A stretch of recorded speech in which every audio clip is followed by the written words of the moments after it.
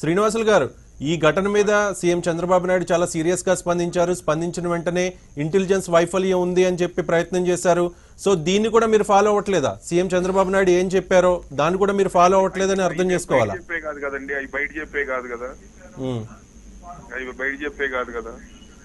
Okay, SP మనం చూసాము ఎక్కడైతే ఈ సంఘటన జరిగిందో ఎస్పీ ఆఫీస్ కి కోతవేడు దూరం, అలాగే కలెక్టర్ బంగ్లాకి ఆపోజిట్ గా ఉంది. సో జిల్లాలో ఉన్న ఉన్నత అధికారులందరూ కూడా అక్కడే స్టే చేస్తూ ఉంటారు. సీసీ కెమెరాలు ఉన్నా కూడా పనిచేయని పరిస్థితి అని చెప్పేసి వార్తలు వస్తూ ఉన్నాయి. ఎలా చూడాలి ఈ సంఘటన మొత్తం? అది చూస్తామండి.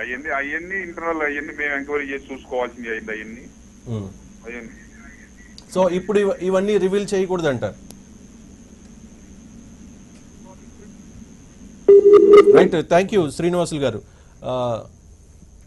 వేల్పూరి శ్రీనివాసులు గారు చెప్పింది విన్నారు.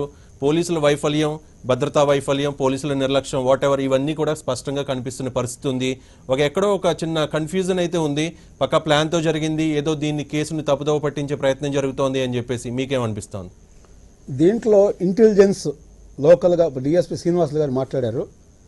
డెఫినెట్గా లోకల్ పోలీస్ వైఫల్యం అయితే మటుకు డెఫినెట్గా ఉంది దీంట్లో. ఎట్లాగంటే చిత్తూరులో సీకే బాబు గారు మాజీ ఎమ్మెల్యే గారు ఫ్యాక్షనిస్ట్గా ఉన్నారు. కటారి మోహన్ గారి మీద అంతకుముందు హత్యా ప్రయత్నం జరగటం, ఇదంతా కూడా చిత్తూరులో ముఖ్యంగా చిత్తూరు టౌన్లో మటుకు ఫ్యాక్షనిజం పెద్ద ఎత్తున ఉంది. అలాంటి పరిస్థితుల్లో పోలీసు రక్షణ కల్పించాల్సిన బాధ్యత అయితే మేయర్కి ఉంది. ఎందుకంటే గతంలో ఆయన కేవలం ఎమ్మెల్యేగా ఉంటేనే 10 మంది గన్మెన్స్ని ఇచ్చారు రాజశేఖర రెడ్డి గారు. అలాంటిది మేయర్కి లేకపోవటం అనేది, అది కాకుండా కూడా రీసెంట్గా మేయర్ గారు అడిగారు, మాకు కొన్ని ఇబ్బందులు ఉన్నాయని కూడా చెప్తున్నారు శ్రీనివాసులు గారు. దాని ప్రకారం ఇమీడియట్గా ఆ గన్మెన్స్ని ఒక 2 ముగ్గురు అలాట్ చేసినట్టయితే ఇంత పరిస్థితి జరిగేది కాదనేది నేను. రమేష్ బాబు గారు, శ్రీనివాసులు గారు ఇంటెలిజెన్స్ డిఎస్పీ చెప్పింది మీరు విన్నారు. ఆయన చెప్తున్నారు సీఎం చంద్రబాబు నాయుడు ఈ సంఘటన జరిగిన తర్వాత ఏ రకంగా స్పందించారో కూడా తెలుసుకోవాలని పరిస్థితిలో ఉన్నారని అనుకోవాలా మనం? తప్పకుండా.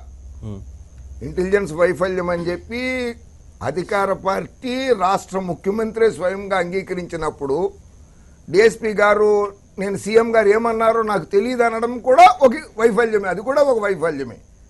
ఆయన డిపార్ట్మెంట్ ముఖ్యమంత్రి గారి ఆదేశాలని, ముఖ్యమంత్రి గారి స్టేట్మెంట్లని పరిశీలించే స్థితిలో కూడా లేరు అని అంటే ఆంధ్రప్రదేశ్ రాష్ట్ర ఇంటెలిజెన్స్ ఎలా ఉందో, ఏ రకంగా పనిచేస్తుందో అన్నది ఆ రాష్ట్ర ముఖ్యమంత్రి గారు నైతిక బాధ్యత వహించి రాష్ట్ర ప్రజలకి చెప్పి రాష్ట్ర ప్రజలకు క్షమాపణ చెప్పాల్సిన బాధ్యత చంద్రబాబు నాయుడు గారి మీద ఉన్నది.